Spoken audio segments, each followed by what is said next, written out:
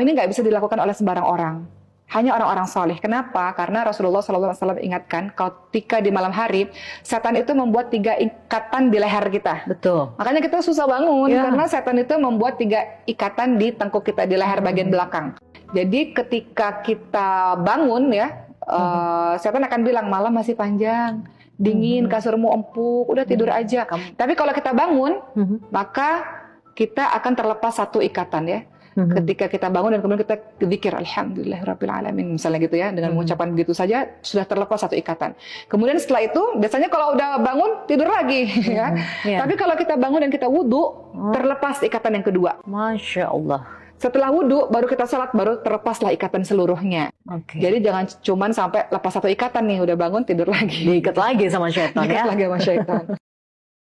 Tidak ada yang tahu nasib seseorang akan seperti apa ke depannya.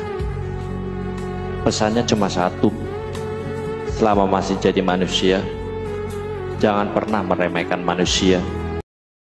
Ada 10 hari saja, setiap tahun datangnya cuma sekali 10 hari ini. Kalau nggak dimanfaatkan, rugi. Dan hisabnya berat nanti. Bagaimana kalau di hadapan Allah kemudian ditanya, saya sudah berikan kepada kamu waktu yang tidak saya berikan kepada yang lainnya, kenapa nggak kamu manfaatkan? Di situ saya berpeluang mencintai engkau, di situ saya akan ampuni dosamu, tapi engkau nggak minta ampun. Nah itulah 10 hari pertama di bulan Dzulhijjah, siang dan malamnya.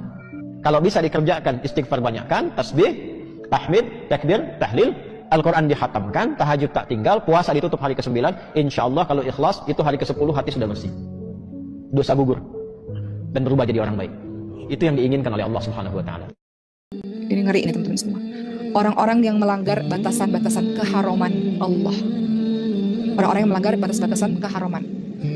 Ketika dia sendiri, dia berbuat dosa. Ketika dia dalam keramaian, dia terlihat soleh.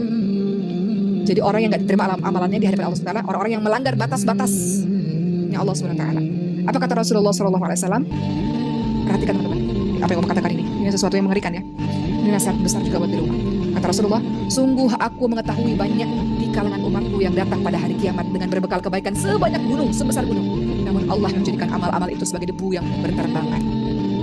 Lalu sahabat bertanya, siapa mereka ya Rasulullah? Jelaskan kepada kami siapa mereka agar kami tidak mengikuti orang tersebut, agar kami tidak menjadi seperti mereka tanpa kami sadari. Lalu Rasulullah SAW menjawab, sesungguhnya mereka adalah saudara-saudara kalian, dari jenis kalian. Mereka melakukan tahajud sebagaimana yang kalian lakukan. Mereka melakukan berbagai macam ibadah sebagaimana yang kalian lakukan. Namun ketika orang-orang pergi dan mereka dalam kesendirian, mereka melanggar batas-batas keharuman Allah SWT. Ada sebuah ancaman atau sebuah balasan yang disegerakan oleh Allah di dunia hukumannya, dan kemudian dibalas juga di akhirat. Dosa yang disegerakan hukumannya oleh Allah di dunia, salah satunya adalah dosa engkau memutuskan tali silaturahmi dan dosa berbuat zalim. Ketika engkau benci pada orang tuamu, itu artinya engkau sedang memutuskan tali silaturahmi, karena tali silaturahmi yang betul itu, yang benar definisinya adalah memutuskan tali hubungan dengan orang yang punya hubungan darah atau yang punya hubungan kerabat dengan dirimu. Engkau buat baik dengan orang-orang di luar sana, para sahabat. Kenapa nggak berbuat baik dengan orang yang sangat dekat punya hubungan darah denganmu? Jadi kalau engkau tidak mau merasakan balasan Allah di dunia, ya disegarkan di dunia, maka yang harus engkau perhatikan adalah bagaimana caranya nggak punya konflik terus-terusan dengan orang tuamu. Sadar diri, umur sudah tidak muda lagi. Semakin malas untuk berdebat dengan siapapun. Semakin sadar bahwa aku tidak butuh drama ataupun konflik yang membuat beban pikiran. Yang aku inginkan saat ini adalah badan tetap sehat, tetap kuat, tetap sabar, ibadah semakin rajin, dan ingin menikmati hidupku dengan penuh rasa syukur. Bayangkan, saat kau memberi, mereka tersenyum. Saat kau membantu, mereka memujimu. Selama kau menguntungkan bagi mereka, kau adalah teman, saudara, bagian dari hidup mereka. Tapi tunggu, apa yang terjadi saat kau tak lagi memberi?